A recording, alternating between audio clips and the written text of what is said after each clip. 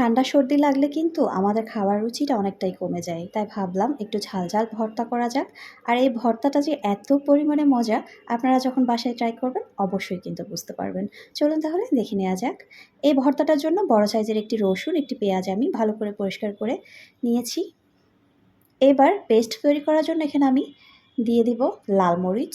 স্বাদমতো আপনারা যারা ঝাল খেতে পছন্দ করেন একটু ঝাল করে নিবেন। চুলায় প্যান বসিয়ে পরিমাণ মতো তেল দিয়েছি চ্যাপা শুটকি। শুটকিটা অবশ্য ভালো করে পরিষ্কার করে ধুয়ে নেবেন। এই ভর্তাটা কিন্তু অসাধারণ মজা। গরম ভাতের সাথে কিন্তু অনেক, অনেক ভালো লাগে। এবার দিয়ে দেব আমি পেস্টটা, দিয়ে দেব স্বাদমতো লবণ।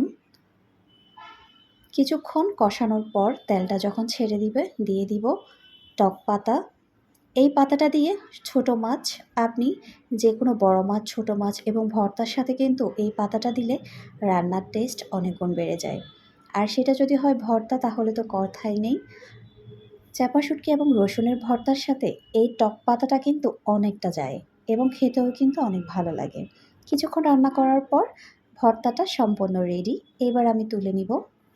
এই ভর্তাটা কিন্তু অনেক, অনেক ভালো লাগে।